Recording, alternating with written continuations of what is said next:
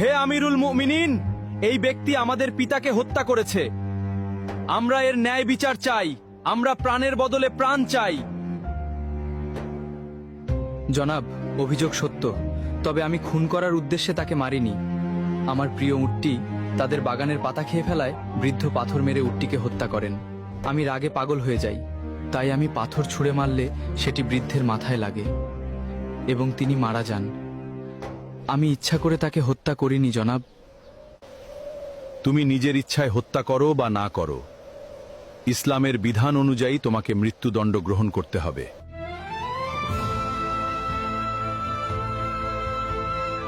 আমিরুল মুমিনিন, যেহেতু ইসলামী বিধান অনুযায়ী আমাকে শাস্তি পেতেই হবে, সেহেতু আমি এটা মেনে নিচ্ছি। তবে আমাকে 3 দিন সময় দিন। আমার কাছে একটি এতিম বাচ্চার কিছু সম্পদ রাখা আছে। আমাকে গ্রামে গিয়ে সেই এতিম বাচ্চার আমানতটি বুঝিয়ে দিয়ে আসতে দিন, না হলে হাসরের মাঠে আমাকে খেয়ানতের দায়ে অপরাধী হতে হবে।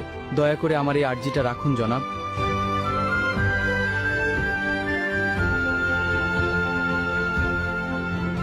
ঠিক আছে, আমি তোমাকে ছেড়ে দিতে পারি, কিন্তু শর্ত হলো কাউকে তোমার জামিনদার হতে হবে। তুমি ফিরে না এলে তাকেই তোমার বদলে মৃত্যুদণ্ড দেওয়া হবে।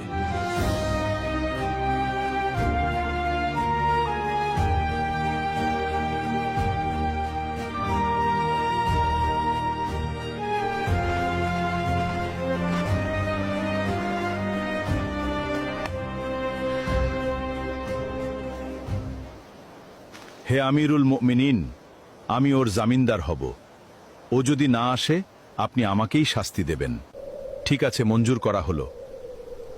3 দিনের মধ্যে যদি তুমি ফিরে না আসো, তাহলে তোমার পরিবর্তে আবু যর গিফারিকে হত্যা করা হবে।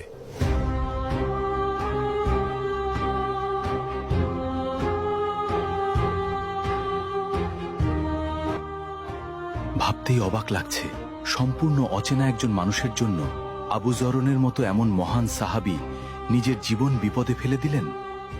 আল্লাহ না করুন, ওই বেদুইন যুবক যদি আজ ফিরে না আসে, তবে আমাদের মাঝ থেকে এমন একজন শ্রেষ্ঠ মানুষের প্রাণ চলে যাবে। কি যে হবে আজ!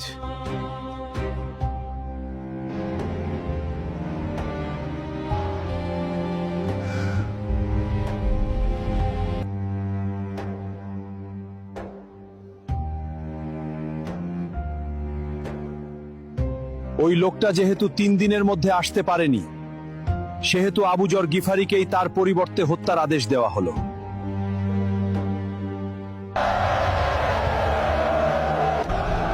থামুন, সে ফিরে এসেছে।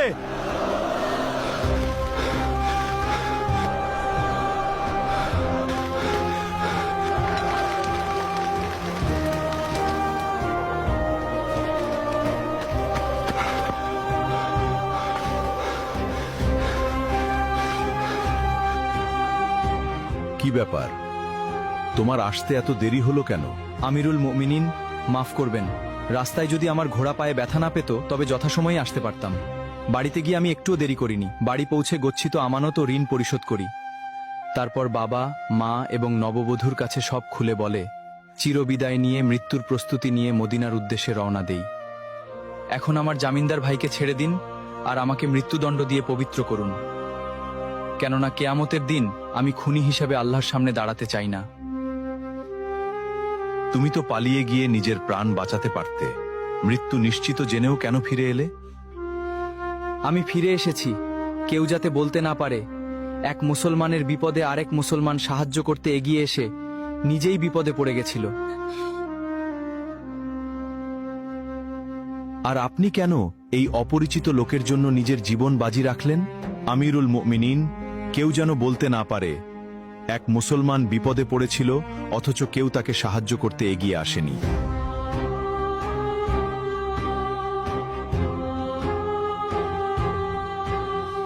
হে খলিফা, আপনি তাকে মুক্ত করে দিন।